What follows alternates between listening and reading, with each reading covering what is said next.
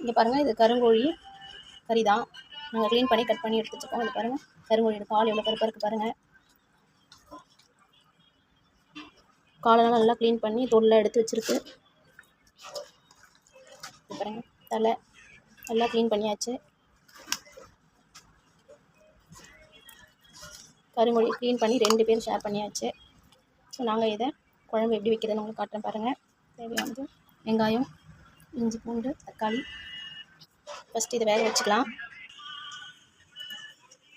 கடாயில் ஒரு 2 சொட்டு ஒரு 1/2 ஸ்பூன் நல்லெண்ணெய் விட்டு கறி அதில் போட்டுக்கலாம். வதக்கிட்டு நல்லா வேக வைக்கணும்.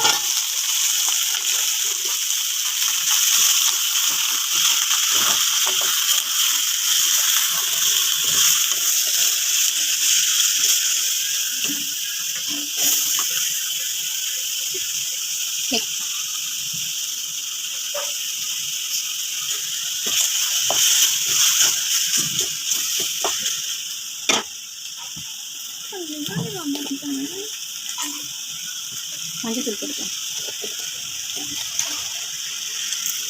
கல்லுப்பு கொஞ்சம் போட்டு தண்ணி ஊற்றி வேக வச்சுக்கலாம். இது நல்லா வேகட்டும். இதெல்லாம் வறுத்து எடுத்துக்கலாம். சோம்பு, ஜீரகம் 1 ஸ்பூனு, தனியா ஒரு 4 ஸ்பூனு, பட்டை, லவங்கம் 3, ஏலக்காய் இதிலே போட்டு வறுத்து எடுத்துக்கலாம். இப்போ அந்த மசாலா கூடயே இங்கே பாருங்கள், சின்ன வெங்காயம், இஞ்சி, பூண்டு, கருவேப்பிலை இது எல்லாத்தையும் சேர்த்து இதையும் வதக்கிக்கலாம். ஒரு 2 சொட்டு எண்ணெய் விட்டுக்கலாம். ஒரு 1/2 கரண்டி எண்ணெய் விட்டுக்கலாம்.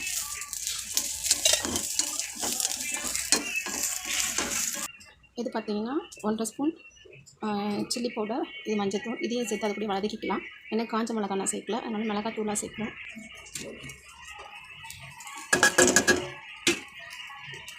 இப்போ நம்ம இதை இறக்கிடலாம். மசாலா இப்போ ஜாரில் சேர்த்தாச்சு. இப்போ இதை அரைச்சி எடுத்துக்கலாம். இன்னும் கொஞ்சம் தண்ணி விட்டு அரைச்சிக்கலாம். நல்லா நைஸாக அரைச்சி எடுத்தாச்சு. மசாலா தனியாக எடுத்து வச்சாச்சு. அதே ஜாரில் பார்த்திங்கன்னா 2 தக்காளியை போட்டு நம்ம அரைச்சி எடுத்துக்கலாம். தக்காளியும் அரைச்சி எடுத்தாச்சு. இப்போ கறி பார்த்திங்கன்னா பாதி வெந்துடுச்சு. இப்போ எடுத்து தனியாக வச்சுட்டு நம்ம தாளிக்கலாம். எண்ணெய் ஊற்றிருக்கு.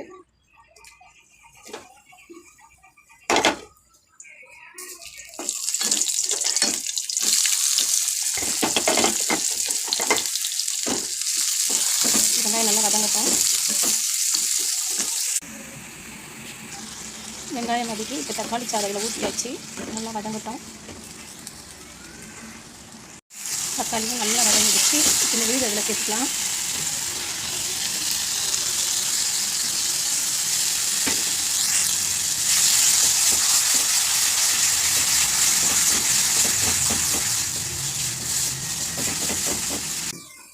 விழுதும் நல்லா மிக்ஸ் பண்ணியாச்சு. இப்போ இதை வந்து கறி குழம்போட அதில் சேர்த்துக்கலாம்.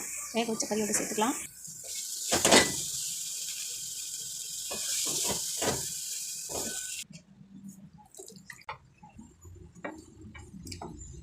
நல்லா கலந்து விட்டுக்கலாம். தேவையான அளவு உப்பு கொஞ்சம் சேர்த்துக்கலாம். வேக வைக்கிறதுக்கு முன்னாடி கொஞ்சம் உப்பு சேர்த்தோம். இன்னும் கொஞ்சம் உப்பு சேர்த்துக்கலாம். இப்போ இது கூட பார்த்திங்கன்னா முக்கியமாக நாங்கள் என்ன சேர்க்குறோம்னு பார்த்திங்கன்னா உருளைக்கிழங்கு 2 கட் பண்ணி வச்சுருக்கேன். 2 உருளைக்கிழங்கு தான் நான் அதில் சேர்க்க போகிறேன்.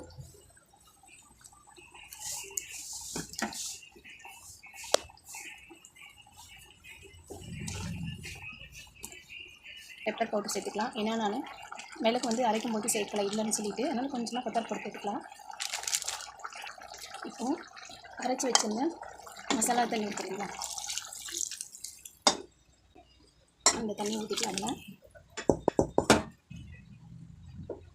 இந்த தண்ணி ஆட் பண்ணியாச்சு. இதை நல்லா மூடி வச்சு ஒரு 10 நிமிஷம் வேகட்டும். 10 நிமிஷம் ஆகிடுச்சு. திறந்து பார்க்கலாம். சூப்பராக பாருங்கள் வெந்திருக்கு. உடலாம் எண்ணெய்லாம் தெரிஞ்சிருக்கு.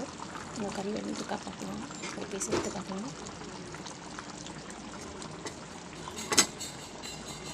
சூப்பராக வெந்திருக்கு. சூப்பராக இருக்குது. உங்களுக்கு பிடிச்சிருந்ததுன்னா நீங்களும் மசாலா அந்த மாதிரி அரைச்சி ஊற்றி செஞ்சு பாருங்கள். சூப்பராக இருக்கும். மறக்காமல் லைக் கொடுங்க மற்றும் சப்ஸ்கிரைப் பண்ணுங்கள். Thank you friends.